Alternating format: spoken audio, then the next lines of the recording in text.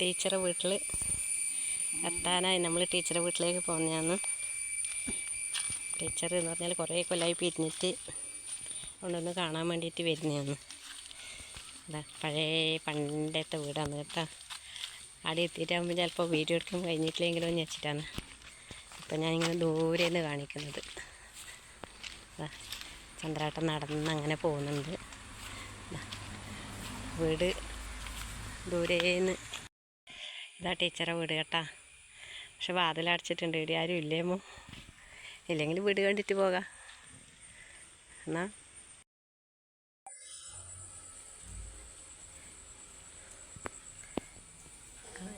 ഇതാണ് ടീച്ചറെ വീട് കേട്ടാ.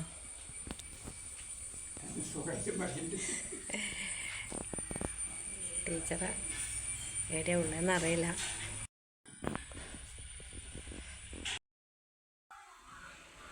ഞാൻ ഉമ്മണി എൻ്റെ അപ്പനെ പണ്ട് സ്കൂളിൽ ടീച്ചറേനെ. ഞാനന്ന് സ്കൂൾ പാചകം ചെയ്യുന്ന ഇതാണ്. അന്നേരം ഓറേയൊന്നും ടീച്ചറായിട്ട്, ബാക്കി എല്ലാവരും മാഷാണ്. അപ്പോൾ നമ്മൾ രണ്ടാളും എന്ത് സങ്കടങ്ങളും വിഷമങ്ങളും എല്ലാം അപ്പുറം ഇപ്പുറം പറഞ്ഞ് പങ്കുവെക്കും. ഇപ്പോൾ റിട്ടയർഡ് ആയതിനു ശേഷം ഇടയ്ക്ക് കാണാൻ പോലുണ്ട് ഞാൻ. ഇപ്പം കുറേ 2 കൊല്ലം വരെയായി പോകാതെ. ഇന്നലെ 2 ദിവസമായി രാത്രിക്ക് എനിക്ക് ഉറക്കം വരാതെ. ടീച്ചറെ ഒന്ന് ഓർമ്മ തന്നെ കിടന്നിട്ടാകുമ്പോൾ ഉറക്കത്ത് ടീച്ചറെ തന്നെ ഒരു ഓർമ്മ. ഇന്ന് ഞാൻ വെച്ച് ബസ്സൊന്നും ഇല്ലല്ലോ, അപ്പോൾ ഒന്ന് കണ്ടിട്ട് വരാമെന്ന് വെച്ച്. എന്നിട്ട് നടന്ന് ക്ഷീണം പിടിച്ചു പോയി.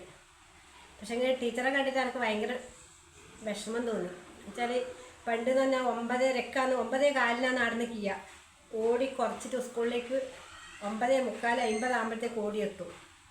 എന്നാൽ ടീച്ചർ ഇന്നിപ്പോൾ നടക്കാൻ കഴിയില്ല.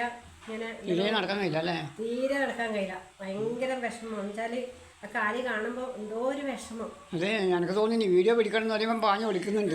വീഡിയോ പിടിക്കാന്ന് വെച്ചാൽ നിങ്ങളെല്ലാം കാണിക്കാന്ന് വെച്ചിട്ട് ഞാൻ വീഡിയോ പിടിക്കാൻ നിന്നു. അപ്പോൾ ടീച്ചർ പറഞ്ഞു ഇപ്പോൾ എന്തായാലും ആവില്ല, പിന്നെ ഒരു ദിവസം വന്നിട്ടാകുമ്പോൾ നമുക്ക് വീഡിയോ പിടിക്കാം. ഇപ്പം ഈ അവസ്ഥയിലാകുമ്പോൾ മക്കളെല്ലാം കലമ്പോൾ ഇപ്പം കയറാൻ കഴിയില്ലാന്ന് പറഞ്ഞിട്ട് ഒഴിവാക്കുകയില്ല. പിന്നെ അങ്ങനെ നിർബന്ധിക്കാൻ കഴിയില്ല. അതുകൊണ്ടാണ്. അതെ, അതുകൊണ്ട് ഞാൻ വീട് കാണിച്ചിന് കേട്ടാ. ഞാൻ വീട് ഇതിലെടുത്തിട്ടുണ്ട്.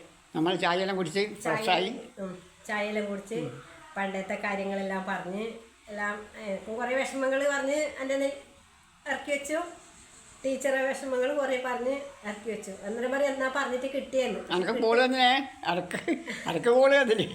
പക്ഷെ എങ്കിൽ അങ്ങനെയല്ല, എന്ത് ഇതായിന്നല്ല, നമ്മളെ ആ ഒരു പരസ്പരം എന്ത് എന്നാ പറയണ്ട അങ്ങനെ ജീവിച്ചാണ് നമ്മളെന്ന് വെച്ചാൽ ടീച്ചർ അങ്ങനെ പറഞ്ഞിട്ടല്ല. എൻ്റെ അമ്മക്ക് തുല്യമായിട്ടാണ് ടീച്ചർ. എന്ന് വെച്ചാൽ എല്ലാ സങ്കടങ്ങളും പറയുമ്പോൾ എന്നോട് ഞാൻ ഇങ്ങനെ പറയുമ്പം പറയും അതൊന്നും സാരില്ലേ, ദൈവമല്ലേ ആള്, അങ്ങനെ ഇങ്ങനെ പറഞ്ഞ് എന്നെ സമാധാനിപ്പിക്കും. പക്ഷെ എന്നാലും എനിക്ക് എന്താ പറയുക അത്രയ്ക്ക് ഇഷ്ടമാണ് എനിക്ക് ടീച്ചറാണ്.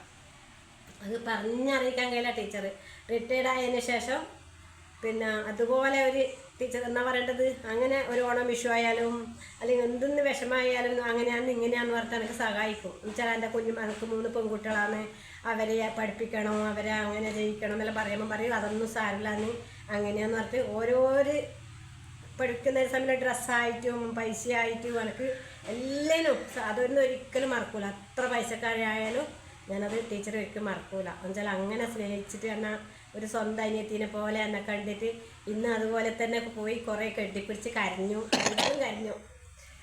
അതുകൊണ്ട് അതുകൊണ്ട് അങ്ങനെ കുറച്ച് എന്തെല്ലോ സങ്കടങ്ങളെല്ലാം പറഞ്ഞ് ഇതായി. പിന്നെ ടീച്ചർക്ക് എന്താ പറയേണ്ടത്, എന്നാ തരണ്ടേ എന്നാന്നുള്ള ഒരു വെപ്രാളം. ഞാൻ ഇങ്ങനെ പോയിട്ടാകുമ്പോൾ എന്നാ പണ്ടേ അങ്ങനെ തന്നെയാണ്. അവർ ആങ്ങളെ വന്നിട്ടാകുമ്പോൾ ഗൾഫിൽ നിന്ന് വന്നപ്പാട് ഒരു നല്ല സാരി എടുത്താടെ വെക്കും എനിക്ക് വേണ്ടിയിട്ട്. അന്നേരം അവർ ചോദിക്കും ആർക്ക് അതപ്പോൾ അവർക്ക് മനസ്സിലാവും അത് ഓമനക്ക് കൊടുക്കാനാണ് ആ സാരി എടുത്ത് വെച്ചത് എന്ന്. അങ്ങനെ ഞാൻ ഇതായതാണ്. നമ്മൾ ഉടുത്ത് എന്നാ പറയേണ്ടത് നമ്മളെ വിഷമങ്ങളും നമ്മളെല്ലാം ഇതിനുമായിട്ട് ഞാനിന്ന് എന്നിട്ട് ടീച്ചറൊക്കെ പോയി. അതുകൊണ്ട് സുഖമായിട്ട് നല്ല നടന്ന് ഇങ്ങോട്ട് വന്ന് തകിടി എത്തിയപ്പാടാന്ന്. ഞാൻ എല്ലാവരും നാളെ കുഞ്ഞു വീഡിയോ ആയിട്ട് നാളെ ഞാൻ വരും. ബായ്.